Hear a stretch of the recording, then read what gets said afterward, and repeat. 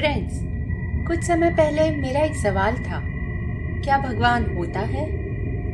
पर अभी रिसेंटली मैंने एक ऐसी न्यूज़ पढ़ी जिसने मेरे मन के सारे सवाल दूर कर दिए। ये फिलहाल की ही एक सच्ची खबर है। मैं इसे कहानी के रूप में आपके साथ शेयर करना चाहती हूँ।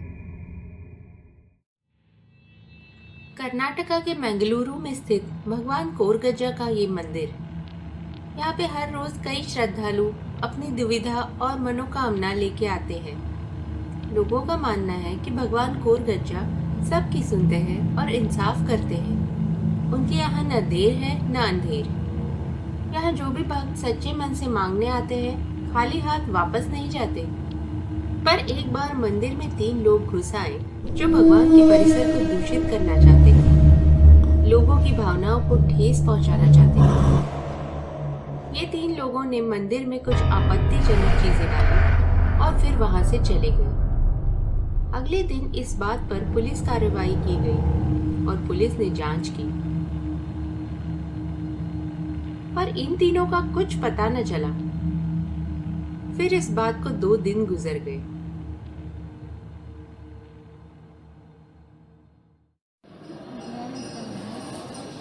पुजारी जी अपनी आरती कर रहे थे, तभी उनकी निगाह 2 लोगों पर पड़ी।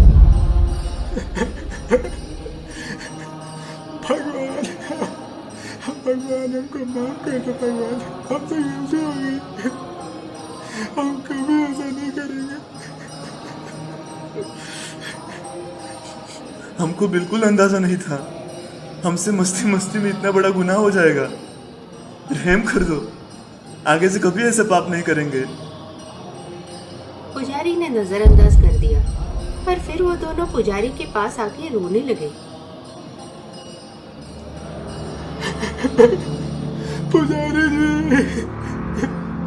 पुजारी जी, हम दोनों से गुनाह हुआ है। हमें जो सजा हो हमको कबूल है। मेरा नाम अब्दुल और ये तौफीक है। हमसे कुछ रोज पहले मंदिर में पाप हुआ है। और फिर उन दोनों ने पूरी बात बताई। पुजारी ने दोनों को पुलिस के हवाले कर दिया। पुलिस ने उन दोनों से पूछताछ की।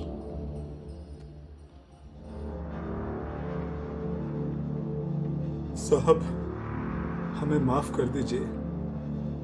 हमसे गलती हो गई और हमें पछतावा भी है इस बात का।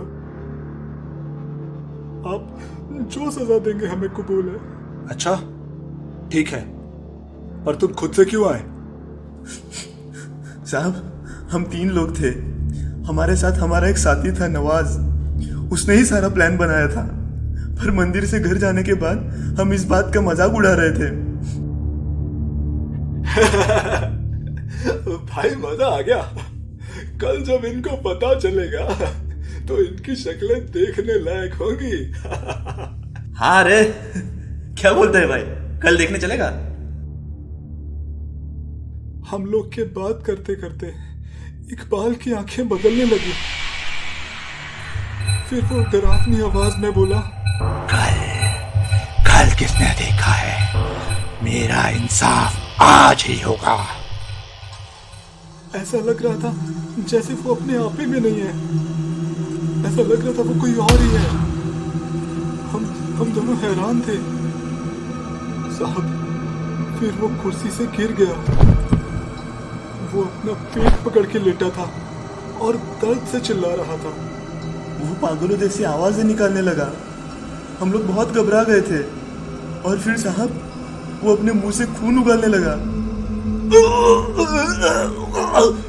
कोरगज्जा माफी, कोरगज्जा माफी, कोरगज्जा माफी।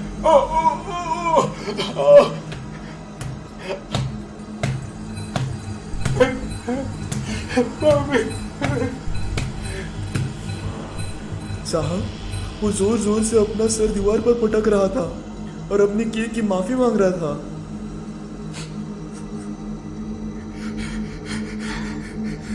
पर उसे माफी नहीं मिली। वो तड़प तड़प के मरा। साहब, हमको समझ नहीं आ रहा था कि हम क्या करें। हम वहां से भाग आए।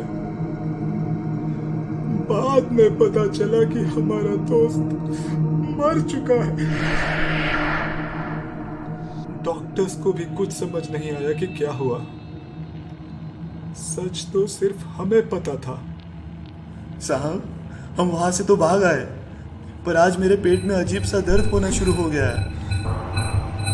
तब मैंने ही इसको बोला कि चल मंदिर जाके भगवान से माफी मांग लेते हैं।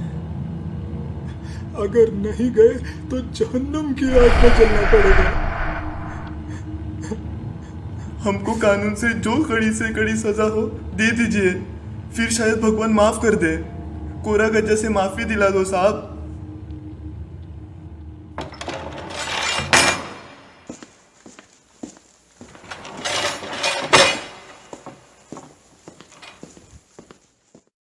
आगे की कार्यवाही अभी बाकी है और पुलिस अपने हिसाब से करेगी।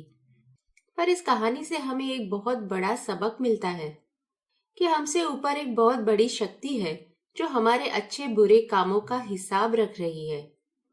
जब किसी का घमंड बहुत ज्यादा बढ़ जाता है तो वो सबक सिखाने स्वयं भी आ सकता है या आ सकती है। तो कभी किसी की आस्था का मजाक नहीं उड़ाना, फिर वो भगवान हो, अल्लाह, वाहेगुरु या जीसस हो। ये शक्ति अपने हर रूप में पूजनीय है। फ्रेंड्स, आपको अगर मेरी कहानी पसंद आई हो तो एक सब्सक्राइब तो बनता है।